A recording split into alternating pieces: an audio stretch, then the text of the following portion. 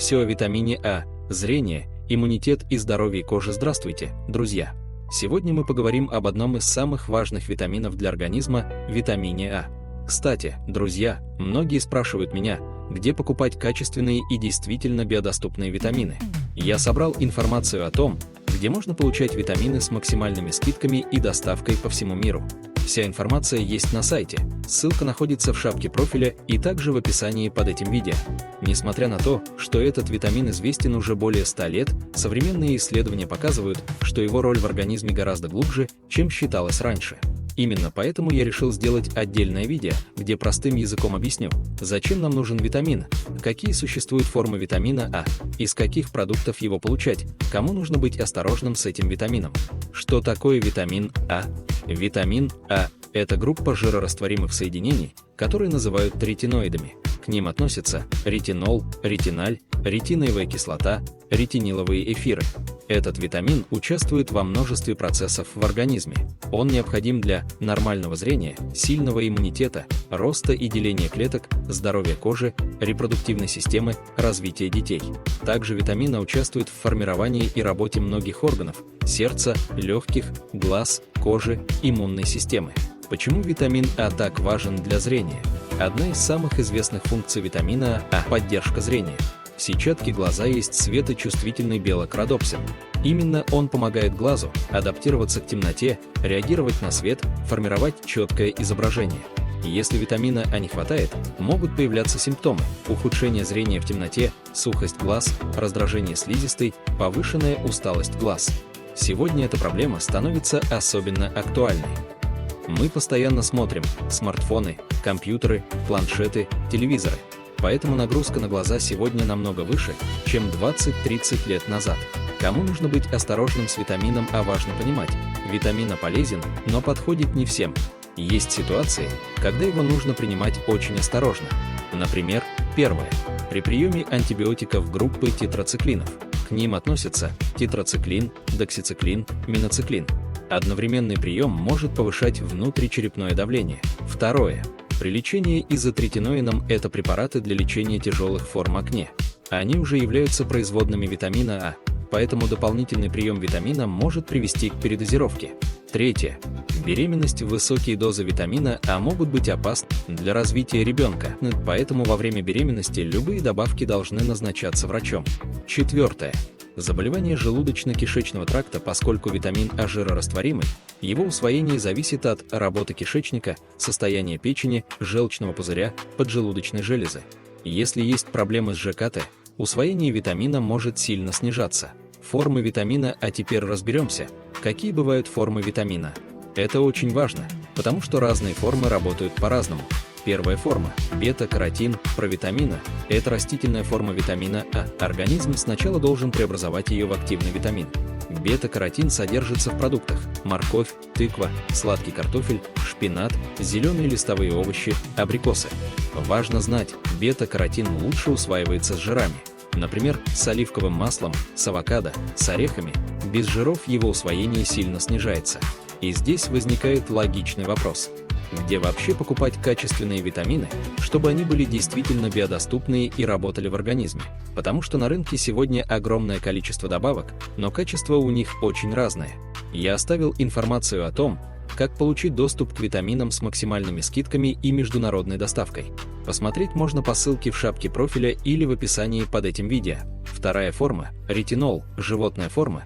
Это уже готовая активная форма витамина А. Она содержится в продуктах животного происхождения – печень, печень трески, рыбий жир, яйца, молочные продукты. Эта форма усваивается легче, чем растительная.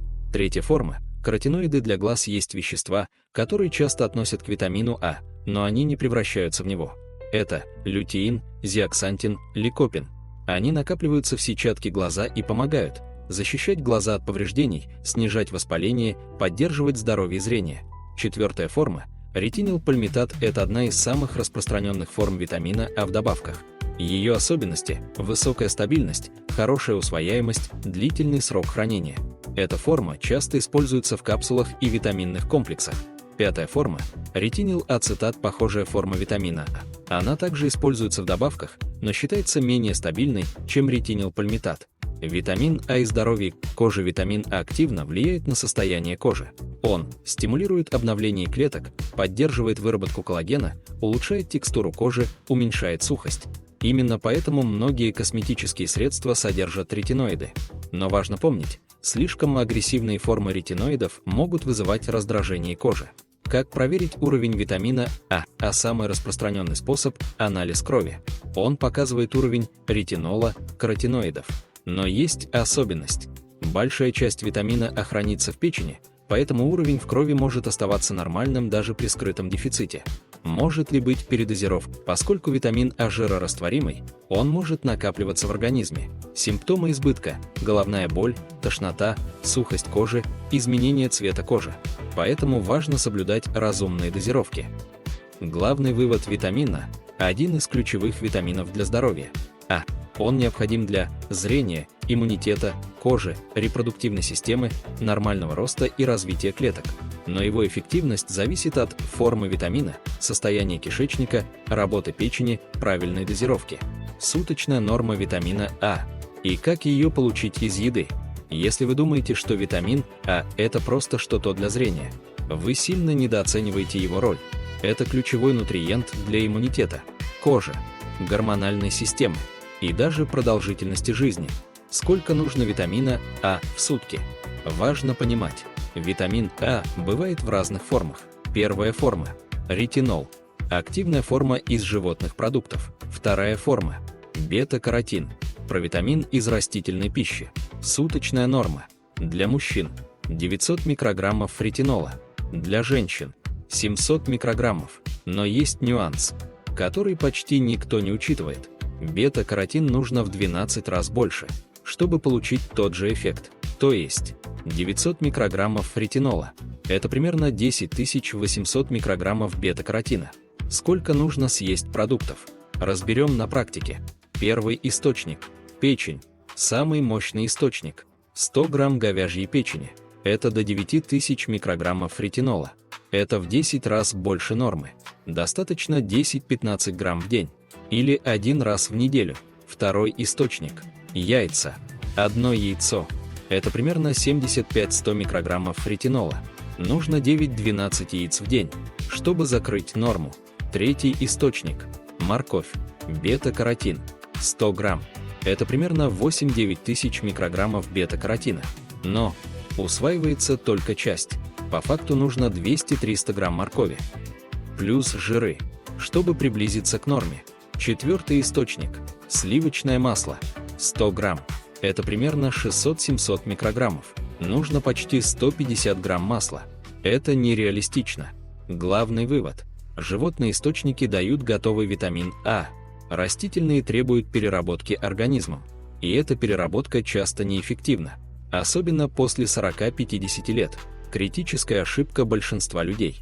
Они думают, едят морковь, значит витамин А есть. Но плохое усвоение, дефицит жиров, проблемы с желудочно-кишечным трактом и в итоге скрытый дефицит. Что делать? Добавить печень 1-2 раза в неделю. Употреблять жиры с овощами. Контролировать уровень витамина А. Таким образом, витамин А – это не просто зрение. Это ваша защита от старения, инфекций и гормональных сбоев. Передозировка витамина А. Скрытая опасность. Вы удивитесь, но витамин А – это один из немногих витаминов, который реально можно передозировать, и последствия не безобидные, когда витамин А становится токсичным. Речь идет только об активной форме – ретиноле, из животных продуктов и добавок. Безопасный верхний уровень – около 3000 микрограммов в сутки. Если регулярно выше, начинаются проблемы. Что происходит при передозировке? Сначала незаметно. Головные боли, слабость, сухость кожи, раздражительность. Потом серьезнее. Проблемы с печенью, выпадение волос, боли в суставах, нарушение гормонального фона. Самое опасное – накопление в организме, токсичность для печени, риск для костей, повышение хрупкости. И это не теория, это реальные клинические случаи. Можно ли передозироваться едой? Да, но есть нюанс. Печень – главный риск. 100 грамм печени – это до 9000 микрограммов ретинола. Это в 3 раза выше безопасного уровня. Если есть ее каждый день, это уже опасно. Где чаще всего происходит передозировка? В добавках. Когда человек пьет витамин А, плюс мультивитамины, плюс комплексы для кожи и иммунитета, и не считает дозировку. А что с бета-каротином? Хорошая новость. Из моркови передозировки не будет. Максимум. Кожа станет желтоватой. Это каротинемия. Но это безопасно. Главная ошибка.